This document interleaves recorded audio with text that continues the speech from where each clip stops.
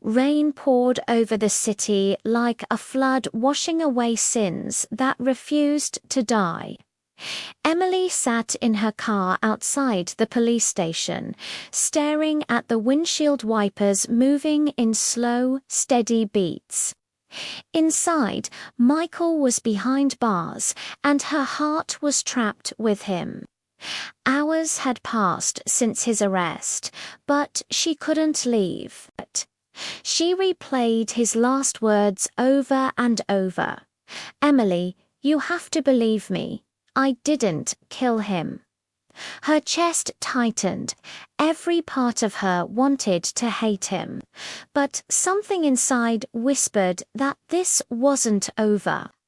Finally, she gathered her courage and stepped out of the car, rain soaking her coat. When she entered the station, the fluorescent lights felt too bright, too real. The officer at the desk looked up. "Can I help you?" "Yes," she said softly. "I need to see Michael Harris." The officer hesitated, then nodded. 5 minutes. "He's being processed." They led her through a narrow hallway. The sound of metal doors clanging echoed like thunder.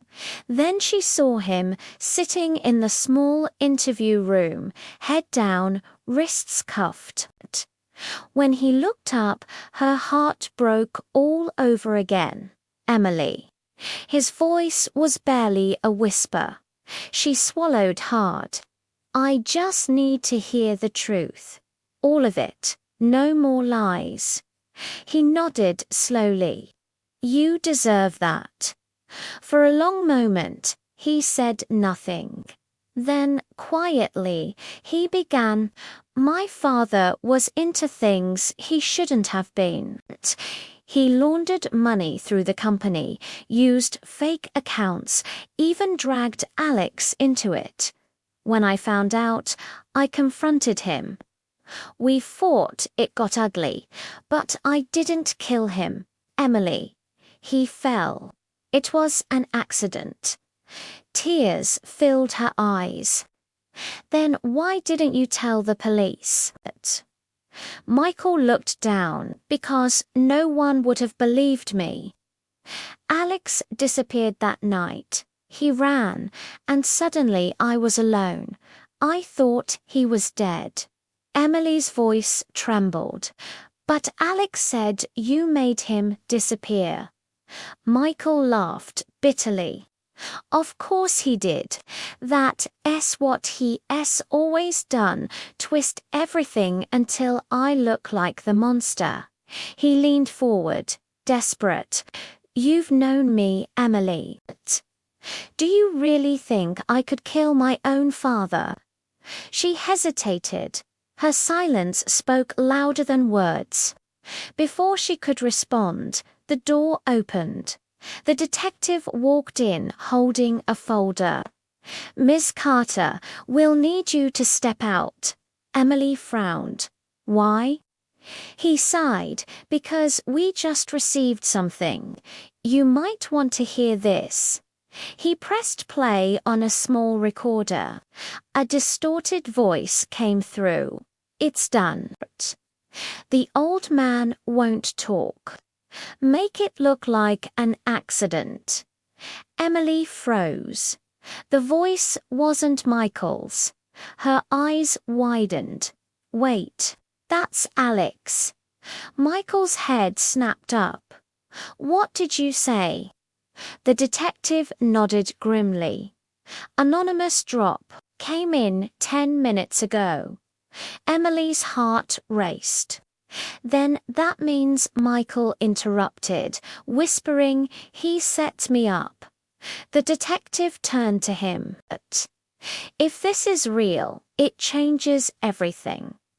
Michael's hands trembled as relief and rage collided inside him. "You have to find him, please." Emily stood there, numb.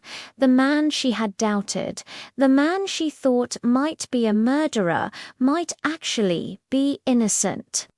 When she stepped out of the station, the rain had stopped, but the sky was still heavy. She leaned against her car, shaking, trying to process everything. Her phone buzzed. One new message. It was from an unknown number.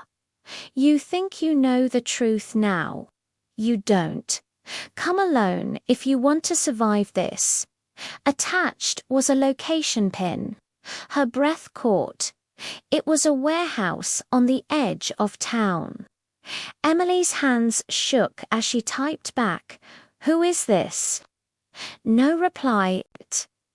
She looked back at the police station.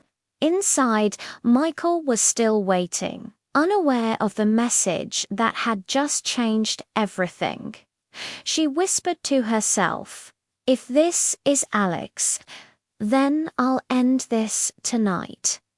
The camera of fate zooms out, Emily driving into the night.